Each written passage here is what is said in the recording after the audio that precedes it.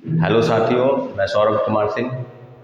और शिक्षक बहाली के मुद्दे पर लगातार जो शिक्षक अभ्यर्थी हैं जिन्होंने प्रथम फेज के बहाली में हिस्सा लिया और उनका रिजल्ट अभी तक पेंडिंग है, कहने का मतलब है कि पूरक परिणाम की मांग को लेकर जिस तरह की चीज़ें हो रही है उस सब को लेकर आप सबको पता है कि कल एक महत्वपूर्ण बैठक, कल एक आंदोलन की शुरुआत उसको कह सकते हैं आप 25 तारीख यानी 25 दिसंबर 2023 सभी को गर्दनी बाग धरना स्थल पर मौजूद होना है। इसलिए आपको हम सूचित कर दें कि जिसके मन में जो सवाल है कि क्या होगा, आगे नहीं होने वाला है, जैसा कि बीपीएससी चेयरमैन ने भी प्रेस कॉन्फ्रेंस के माध्यम से कहा था कि जो चैप्टर है प्रथम फेज की बहाली में वो क्लोज हो गया है। तो क्लोज होने का मतलब, और एक बात आप ध्यान में दीजिए, क्लोज होने का मतलब ये नहीं हुआ। अब आपके मन में सवाल है सिर्फ परीक्षा देने के अंतराल में और परीक्षा देने के बाद कई लोगों के बाद भी ये हो गया कि मेरा जो है कट ऑफ तो पार है या डेट ऑफ बर्थ के कारण हम छूट गए हैं। तो सबको पता है कि अभी भी 23,000 से ज़्यादा पोस्ट खाली हैं। और सिर्फ पीआरटी में बात की जाए 1 to 5 में, तो उसके पोस्ट जो है 12-13 हज़ार से ज़्यादा खाली हैं।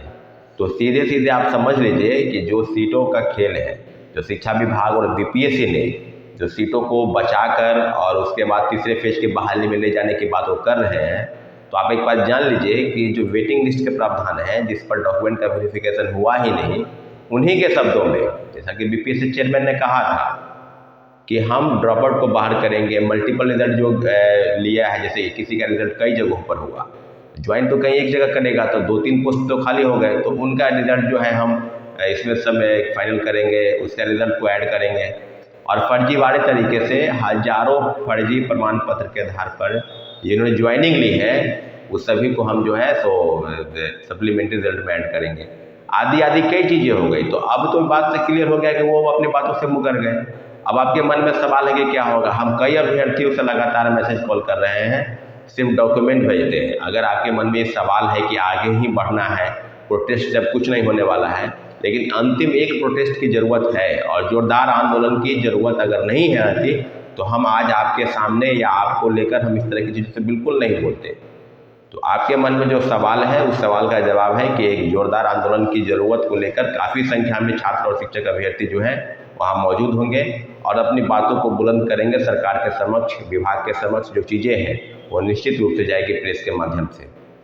तो अब जो कोर्ट जाने की बात है, तो सभी साथी से आग्रह है कि आप अगर घर से बैठे अपने डॉक्यूमेंट भेज दें ताकि हम उस कोर्ट से संबंधित जो प्रक्रिया है उसमें आगे बढ़ें। क्योंकि सबको पता है कि कोर्ट में कितने पैसे लगते हैं या क्या क्या डॉक्यूमेंट चाहिए, ये हम कई बार आपको बताए हैं। साथ ही कई लोग हैं वो भेज भी रहे हैं। तो आपसे आग्रह है कि जितने लोग हैं 25 तारीख कल के बाद से है उसके प्रोसेस में हम लोग आगे बढ़ेंगे। लेकिन इतना ज़रूर है कि कल के दिन में सबको आना है। अगर आपके मन में कोई सवाल है कि सेकेंड फेज का रिजल्ट निकल गया, जैसे कि सबको पता है कि सेकेंड फेज का रिजल्ट हर दिन, परसों से रिजल्ट की शुरुआत हुई है, परसों भी आया रिजल्ट, कल भी आया, आज भी आएगा, आगे भी आएगा। तो सब लोगों का रिजल्ट जो है 3-4 दिन के अंदर लगभग सब लोगों का रिजल्ट आ जाएगा। अब लोग सोचते हैं कि विभाग, शिक्षा विभाग और बीपीएससी सेकेंड फेज के बहाली में लग जाएगा, लेकिन जितने लोग प्रथम फेज की बहाली में डेट ऑफ बर्थ के कारण छटे, खासकर डेट ऑफ बर्थ के कारण, क्योंकि उनकी उम्र सीमा समाप्त हो गई है।